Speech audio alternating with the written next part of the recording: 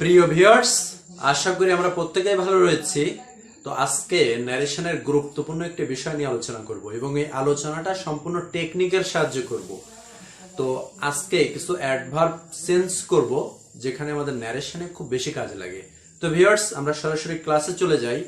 ক্লাসে চলে যাওয়ার আগে ছোট্ট একটি রিকোয়েস্ট, এই চ্যানেলটি যদি আপনারা এখনো সাবস্ক্রাইব করে না থাকেন অবশ্যই সাবস্ক্রাইব করবেন এবং বেল আইকনে প্রেস করবেন যেন নিত্য নতুন ভিডিও আপনার কাছে পৌঁছে যায়। তো ভিউয়ার্স, আমরা শুরু করি আজকের ক্লাসটি। তো দেখুন, আমি একটি বাক্য লিখেছি, বাক্যই বলা যায়। এটিএন অর্থাৎ আমাদের টেলিভিশনের যে চ্যানেলটি আছে, এটিএন দেবে এলসি। এলসি মানে লেটার অফ ক্রেডিট, এটা আপনারা অনেকেই জানেন। এইচ তে হায়দার এবং ওয়াই হচ্ছে হুমায়ুনকে, এভাবে আপনারা মনে রাখতে পারেন। তো এখন দেখুন আমি কিভাবে চেঞ্জ করেছি। থাকলে হবে, তার মানে এতে হচ্ছে এগো, ঠিক আছে, এতে হচ্ছে এগো, এগো থাকলে বিপর হবে। এবার দেখুন এই যে দিস মানে টির কয়টি নিয়ম আছে একটু দেখুন। 1 2 3 4, চারটা নিয়ম আছে। টির চারটা নিয়ম, যেমন এখানে আমরা 4 লিখতে পারি। এই ক্ষেত্রে যেটা হয়েছে, দিস থাকলে ড্যাট হবে। আবার এক জায়গায় যদি দিস থাকে তাহলে সেখানে দি হবে। কোথায় হবে আমি পরবর্তীতে আলোচনায় আপনাদের বলে দেব। দিস থাকলে দোস, টুডে থাকলে দ্যাট ডে, টুমরো থাকলে দ্য নেক্সট ডে অথবা দ্য ফলোয়িং ডে, নাও থাকলে দেন। এবার আমরা এনে চলে যাচ্ছি। নাও থাকলে দেন, নেক্সট উইক থাকলে দ্য ফলোয়িং উইক। এবার আমরা এল তো চলে যাব, লাস্ট নাইট, তারপরে হচ্ছে লাস্ট উইক, লাস্ট মান্থ। তো এগুলো যদি থাকে, এই লাস্টের জন্য আপনারা দ্য প্রিভিয়াস লিখবেন। দ্য প্রিভিয়াস, নাইট থাকলে নাইট, উইক থাকলে উইক, মান্থ থাকলে মান্থ, এগুলো লিখবেন। কাম থাকলে কাম করতে কাম হয়, আবার কাম থাকলে গো হয়। এটা আমি আলোচনা করে বুঝাই দেব। হেয়ার থাকলে দেয়ার, মানে এই যে এল এর ব্যবহার আমরা শেখাচ্ছি। এবার আমরা সির ব্যবহার। সিতে হচ্ছে দেখুন কাম, কাম থাকলে কাম, আর কাম থাকলে গো। এবার দেখুন এইস, এইস তে আছে হেয়ার, হেয়ার থাকলে দেয়ার, আবার হেদার থাকলে দেদার, এটা এইস এর নিয়ম চলে গেল। আর সর্বশেষ আছে ইয়েস্টারডে। তো ইয়েস্টারডে থাকলে কি হয়, দ্য প্রিভিয়াস ডে।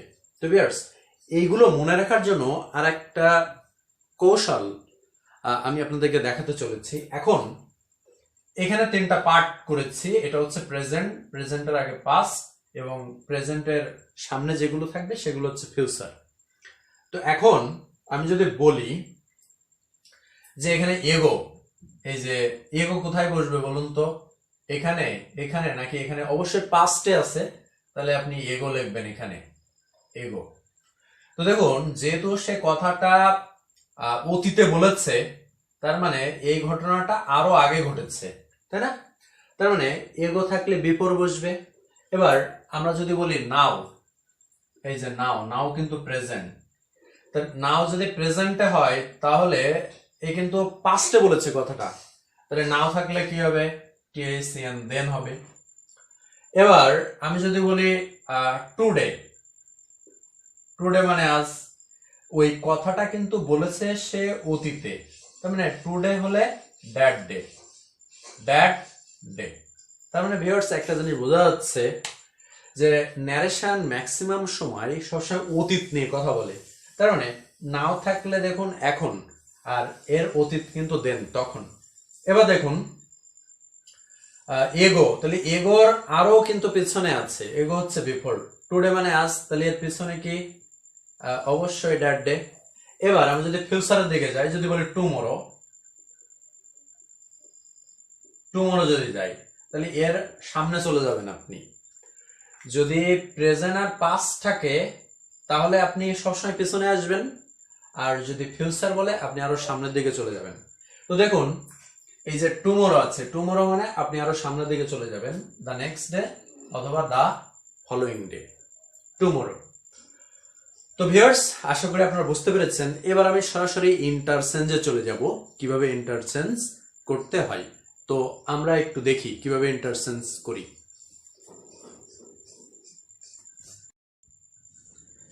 তো আমরা এখন এগুলো প্র্যাকটিস করব। কিভাবে প্র্যাকটিস করা যায় একটু দেখি। তো প্রথমে আমরা ন্যারেশন অফ অ্যাসার্টিভ সেন্টেন্স নিয়ে আলোচনা করব। এখন অ্যাসার্টিভ সেন্টেন্স কি? অ্যাসার্টিভ সেন্টেন্স হচ্ছে সেই ধরনের সেন্টেন্স যে সেন্টেন্সগুলো একদম সাধারণ কথাবার্তা বলে, অর্থাৎ সাধারণ বিবৃতিমূলক সেন্টেন্স। যেমন আমরা যাই, আমরা যাই না, সে যায়, সে যায় না, তারা খেলা করে, তারা খেলা করে না, আমি সেদিন স্কুলে গিয়েছিলাম, আমি স্কুলে যাব। এই যে স্বাভাবিক বা সাধারণ কথাবার্তা, এইগুলোকে আমরা অ্যাসার্টিভ সেন্টেন্স বলি।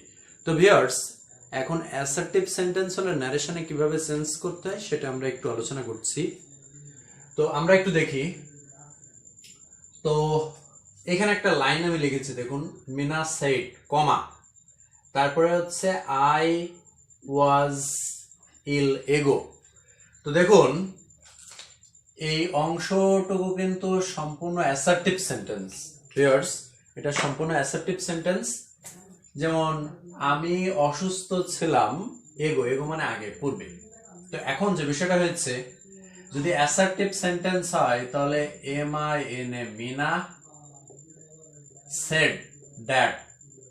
এই যে এখানে কমাটা আছে, কমার জন্য আপনি এখানে দ্যাট বসাবেন কানেক্টিং ওয়ার্ড হিসাবে। তো মিনা সেড দ্যাট আমি এখানে বসিয়েছি। এই যে দেখুন, অ্যাসার্টিভ সেন্টেন্সে সেড দ্যাট, তারপরে সাবজেক্ট, তারপরে ভার্ব, তারপরে অবজেক্ট। আবার কোথাও যদি সেড টু থাকে তার পরিবর্তে আপনি টোল্ড বসাবেন, টোল্ড দ্যাট, তারপরে সাবজেক্ট, তারপর ভার্ব, তারপরে অবজেক্ট। তো দেখুন, যেহেতু এখানে আই ফার্স্ট পারসন আছে, এটা হচ্ছে রিপোর্টেড ভার্ব, এটা হচ্ছে রিপোর্টেড স্পিচ। তো যদি এখানে ফার্স্ট পারসন থাকে তাহলে আমরা সরাসরি এই সাবজেক্ট এখানে বসাবো। সাবজেক্ট কি এখানে সি, মিনা তো সি, এই জন্য ছোট করে আমি এখানে এমও লিখতে পারি, সমস্যা নাই। এবার দেখুন, ওয়াজ থাকলে কি হয়? ওয়াজ থাকলে আমরা শিখেছি হ্যাড বিন। ওয়াজ থাকলে হ্যাড বিন। আমি যে ভার্বের চার্টটা দিয়েছি একদম প্রথম ক্লাসে, সেখানে দেখবেন যে ওয়াজ থাকলে হ্যাড বিন বসে। তো আমি কিন্তু এবার হ্যাড বিন বসিয়েছি। এবার এখানে ইল করতে ইল। আর একটু আগে আমি এগো থাকলে আমি কি লিখেছি? Before, before. আর আমরা যদি একদম মেন্টালি প্রিপারেশন নিই যে এগো থাকলে কি বসে, দেখুন, এগো থাকলে যেটা বসে, এগো মানে অবশ্যই পূর্বে, তাহলে তারও পূর্বে, তাহলে তারও পূর্বে কি? বিফোর। তো আশা করি আপনারা বুঝতে পেরেছেন। এবার একটা জিনিস একটু শেখাতে চাই ভিউয়ার্স। এখানে দেখুন, সেট কিন্তু পাস্ট টেন্স ছিল, অর্থাৎ রিপোর্টেড ভার্ব। এটাকে আমরা কি বলি? Reported verb. এই রিপোর্টেড ভার্ব কিন্তু পাস্ট টেন্স ছিল। এবার এখানে আসুন, এই রিপোর্টেড ভার্ব কিন্তু প্রেজেন্ট টেন্স আছে, আর এখানে ফিউচার টেন্স আছে, দেখা যাচ্ছে? হ্যাঁ, এখানে কিন্তু প্রেজেন্ট টেন্স এবং ফিউচার টেন্স। তো ভিউয়ার্স, এখানে পাস্ট টেন্স থাকার কারণে রিপোর্টেড ভার্ব, এখানে কিন্তু ওয়াজ থাকলে সেটা হ্যাড বিন হয়ে গেছিল, অর্থাৎ এর পাস্ট টেন্সেই। এবার দেখুন, যদি রিপোর্টেড ভার্ব, এই রিপোর্টেড ভার্ব যদি প্রেজেন্ট টেন্স অথবা ফিউচার টেন্স হয়, এই অংশের কোনো প্রকার টেন্স পরিবর্তন করা যাবে না। আমরা দেখি তাহলে কি হয়। তার মানে হি সেইস দ্যাট। আমরা জানি অ্যাসার্টিভ সেন্টেন্স হলে তার আগে দ্যাট বসিয়েছি। I am playing a game now. তো আই মানে কি? আই মানে কিন্তু হি। আমরা শিখেছিলাম ফার্স্ট থাকলে ফার্স্ট বসে যাবে, তাই না? ফার্স্ট থাকলে ফার্স্ট বসে যাবে। অথবা আমরা এইভাবে শিখেছিলাম SON, সন। এটা ফার্স্ট, এটা সেকেন্ড, এটা থার্ড। তার মানে ফার্স্ট পারসন হলে সাবজেক্ট বসে যাবে। তো এখানে তো এটা ফার্স্ট পারসন, তাহলে ফার্স্ট পারসন মানে কি? সাবজেক্ট হি, এখানে হি বসে গেছে। এবার দেখুন, এখানে অ্যাম আছে। তো ভিউয়ার্স একটু লক্ষ্য করুন, অ্যামেরা কিন্তু তিনজন। যেমন অ্যাম, ইজ, আর। তো আয়ের পরে অ্যাম বসেছিল, কিন্তু হির পরে কি বসবে? ইজ বসবে। আমি কিন্তু টেন্স চেঞ্জ করিনি, কিন্তু ভার্বের রূপটা একটু পরিবর্তন করেছি। এবার দেখুন, প্লেইং, প্লেইং আ গেম। নাও করতে নাও। কেন নাও? একটু আগেই তো আপনি বললেন যে নাও থাকলে দেন হয়। হ্যাঁ, আমি বলেছি, কিন্তু এই রিপোর্টেড ভার্ব তখন পাস্ট টেন্স থাকলে তখন আপনি নাও থাকলে দেন লিখবেন। কিন্তু বিষয়টা হয়েছে, যেখানে আপনি টেন্স পরিবর্তন করতে পারছেন না, সেখানে আপনি কেন এই অ্যাডভার্ব পরিবর্তন করবেন? অ্যাডভার্ব পরিবর্তন করার কোনো দরকারই নাই। এবার দেখুন, ফিউচার, এখানে কিন্তু ফিউচার টেন্স আছে। তো যেহেতু ফিউচার টেন্স আছে আমি বুঝতে পেরেছি এই অংশে কোনো প্রকার পরিবর্তন করা যাবে না। যেমন দেখুন, হি উইল সে দ্যাট, আমি বসালাম, এখানে আই মানে হি বসানো হলো।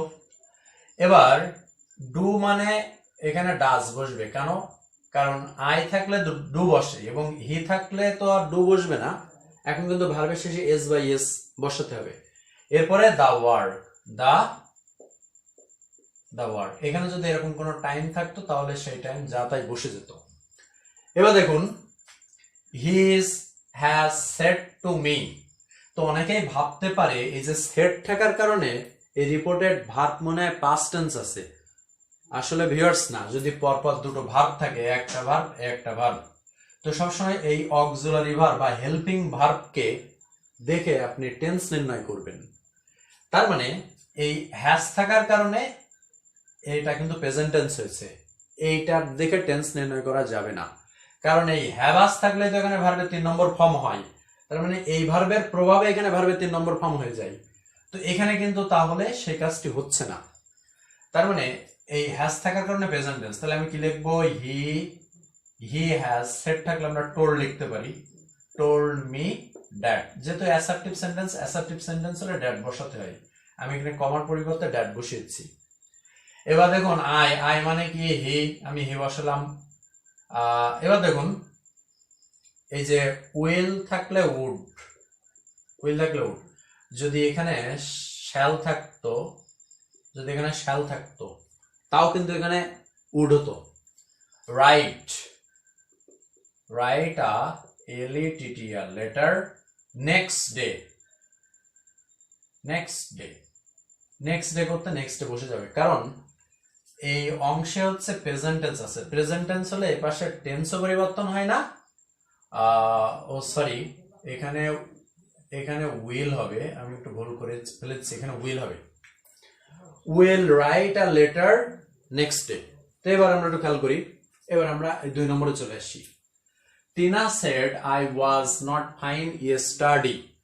তো এখন একটু লক্ষ্য করুন আপনারা, টিনা করতে টিনা সেড দ্যাট, কারণ অ্যাসার্টিভ সেন্টেন্স এই অংশ, তাই আমি এখানে দ্যাট বসিয়েছি। এখানে আই মানে কি টিনা মানে কি সি মানে কি ছোট করে টিনা। এখন দেখুন, ওয়াজ নট আছে। আচ্ছা, ওয়াজ মানে কি আমরা শিখে ফেলেছি, ওয়াজ মানে হচ্ছে হ্যাড বিন। তো দেখুন, আমার নট কিন্তু বাকি থেকে গেছে। এই নটটা সবসময় অক্সিলারির সাথে বসে। তাহলে এটা কিন্তু দুটো ভার্ব থাকলে আমি বলেছিলাম প্রথমটা অক্সিলারি আর তারপরে হচ্ছে মেন ভার্ব, কারণ এই হ্যাড এর পরে ভার্বের 3 নম্বর বিন, তার মানে ওয়াজ এর 3 নম্বর ফর্ম হচ্ছে বিন। আর নট সবসময় অক্সিলারি ভার্বের সাথে নিয়ে বসে, এই জন্য আমি এখানে নট বসিয়েছি। ফাইন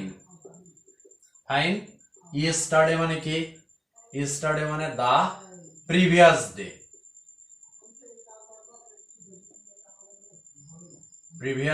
এখানে প্রিভিয়াস ডে হবে। এবার দেখুন, দিনা সেড টু মি, এই যে সেড টু আছে ভিউয়ার্স, আমরা এখানে টোল্ড লিখব। তাহলে দিনা টোল্ড মি। আর যেহেতু এটা assertive sentence, I had a pen, তার মানে এখানে ড্যাট হবে। ইউ মানে মি কে বুঝিয়েছে, মি মানে এখানে এই যে দেখুন, যদি সেকেন্ড পারসন হয় তাহলে আপনি অবজেক্ট নিয়ে লিখবেন, এখানে অবজেক্ট হচ্ছে মি। তো আমি এখানে তাহলে কি লিখবো? ইউ মানে অবশ্যই মি মানে কি আই আর হ্যাড থাকলে ডাবল হ্যাড হয়, তাই না? ডাবল হ্যাড হচ্ছে আ পেন। ডাবল হ্যাড মানে একটু বোঝাচ্ছি, হ্যাড মানে হচ্ছে ভার্বের 2 নম্বর ফর্ম, মানে পাস্ট টেন্স হলে আমাদের পারফেক্ট টেন্স হয়।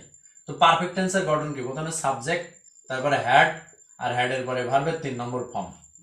তো এখন এইচএবি হ্যাভ হ্যাড এই কিন্তু 3 নম্বর ফর্ম, তার মানে এই যে হ্যাড এর 3 নম্বর ফর্ম কিন্তু হ্যাড, আমি কিন্তু এখানে 3 নম্বর ফর্মই বসিয়েছি, এই যে হ্যাড। তো এবার আমাদের যে কাজটি করতে হবে, হি said I had done my duty. তো আমি এখানে হি করতে হি লিখলাম, সেট করতে সেট লিখেছি, এখানে ড্যাট হবে, কারণ অ্যাসার্টিভ সেন্টেন্স হলে ড্যাট হয়। তো এখানে আই মানে কি? আই মানে হচ্ছে হি, দেখুন হ্যাড ডান। তো টেন্সের ক্ষেত্রে সবচেয়ে পাস্ট টেন্স হচ্ছে পাস্ট পারফেক্ট টেন্স। আমরা সবাই জানি দুটি কাজ ঘটবে। প্রথম যে কাজটি হয় সেটা একদম পাস্ট পারফেক্ট, আর ওর পরে যদি আর একটা টেন্স ঘটে তাহলে সেটা পাস্ট ইনডেফিনাইট টেন্স, অর্থাৎ অতীতকালে দুটি কাজ ঘটবে। একদম প্রথম যে কাজটি ঘটবে সেটা হচ্ছে পাস্ট পারফেক্ট, তারপরে যেটি ঘটবে সেটা হচ্ছে পাস্ট ইনডেফিনাইট। তার মানে আমরা বুঝতে পেরেছি সবচেয়ে অতীতকাল হচ্ছে পাস্ট পারফেক্ট। তার মানে যেহেতু অতীতকাল একদম পাস্ট পারফেক্ট, এটা নিয়ে আর টেন্স পরিবর্তন করা যাবে না, এখানে যা আছে তাই বসাতে হবে। ডান। দেখুন এখানে আই থাকলে এখানে মি বসিয়েছিলাম, আই থাকলে মাই, তাহলে এখানে হি থাকলে অবশ্যই হিজ হবে, হিজ ডিউটি, ডিউটিওয়াই ডিউটি। তো বোর্ডটা অনেক অগোছালো এবং অস্পষ্ট দেখাচ্ছে, আমি একটু মুছে ক্লিয়ার করি ভিউয়ার্স, তাহলে আপনাদের আরো ভালোভাবে বুঝতে পারবেন। He said I am reading a book now, তাহলে হি করতে হি, সেড করতে সেড, আর যেহেতু অ্যাসার্টিভ সেন্টেন্স সেই ক্ষেত্রে আমরা সেডের পরে ড্যাট বসিয়েছি।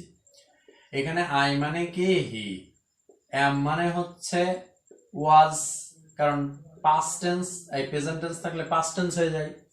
এবার কি রিডিং,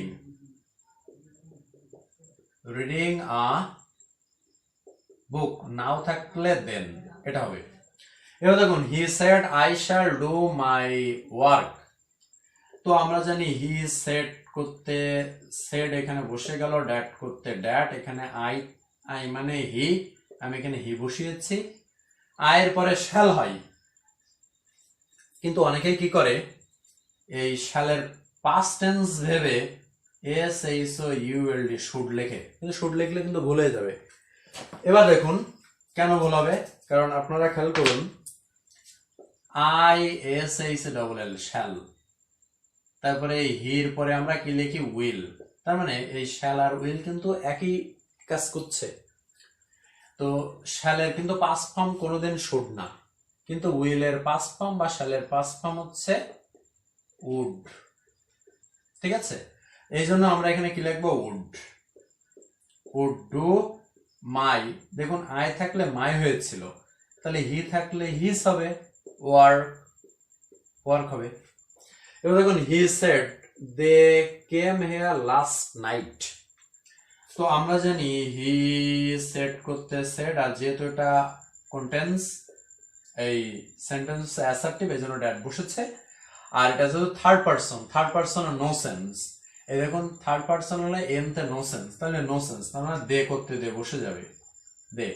যেহেতু এখানে কেম আছে, কেম মানে পাস্ট টেন্স, তাহলে এর পাস্ট পারফেক্ট টেন্স হচ্ছে had, come came come, come, here থাকলে টিএসিআর ই দেয়ার, আর লাস্ট নাইট থাকলে কি হয় দা প্রিভিয়াস, পিআরই ভিআই ও ইউএস, প্রিভিয়াস ও প্রিভিয়াস নাইট, NIGHT নাইট। এবার দেখুন এখানে দুটো বাক্য আছে। Tina said the earth moves round the sun, তো এখানে টিনা করতে টিনা বসে গেল, টিনা সেড, সেড এখানে ড্যাট করতে that, the earth moves round the sun, তার মানে পৃথিবী সূর্যের চারিদিকে ঘুরছে। এইটা কখনো কোনোদিনও কোনো জায়গায় সেন্স করা সম্ভব নয় এই বাক্যটি। যেমন দেখুন উই আর মর্টাল, মানে আমরা সবাই মরণশীল। আপনি পৃথিবীর যে কোনো জায়গায় যান না কেন, এই দুটো বাক্য কিন্তু কখনো কোনোভাবেই পরিবর্তন করা যাবে না, আর যদি না যায় তাহলে সেটা সরাসরি বসে যায়। অর্থাৎ চিরন্তন সত্য বাক্য যদি হয় ন্যারেশনে, তাহলে আপনি সেটি সরাসরি বসিয়ে দেবেন। তাহলে এখানে কি হবে, দ্য আর্থ, আমি আর লিখলাম না, the earth moves round the sun. এবার দেখুন he shed, he said, he said that, এখানে উই করতে উই, আর MORTAL মর্টাল, ঠিক আছে? তো ভিউয়ার্স আশা করি আপনারা এই অ্যাসার্টিভ সেন্টেন্সের যে ন্যারেশন আছে এটা বুঝতে পেরেছেন, এবং এখানে একটা টেকনিক অবলম্বন করেছি। টেকনিকটা অবশ্যই দেখবেন, মনে রাখার চেষ্টা করবেন। পরবর্তীতে আমি এই অ্যাসার্টিভের উপরে আরো অনেক ক্লাস নেব, তবে আগে আমি ইন্ট্রোগেটিভ, অপটেটিভ ইম্পারেটিভ, এক্সক্লেমেটরি এগুলো করাবো। করানোর পরে কিছু এক্সেপশনাল ভয়েস আছে, ন্যারেশন আছে, যেগুলো বিভিন্ন প্রতিযোগিতামূলক পরীক্ষায় আসে এবং সেইগুলো একদম মানে সাধারণ নিয়মে না, একটু ভিন্ন নিয়মে। এবং এইগুলো করানোর পরে আমি তারপরে কিন্তু প্যাসেজ ন্যারেশনে চলে যাব। তো ভিউয়ার্স, পরবর্তীতে ইন্ট্রোগেটিভ ভয়েস ন্যারেশন নিয়ে আলোচনা করব। সেই প্রত্যাশায় সবাই ভালো থাকবেন। ধন্যবাদ সকলকে।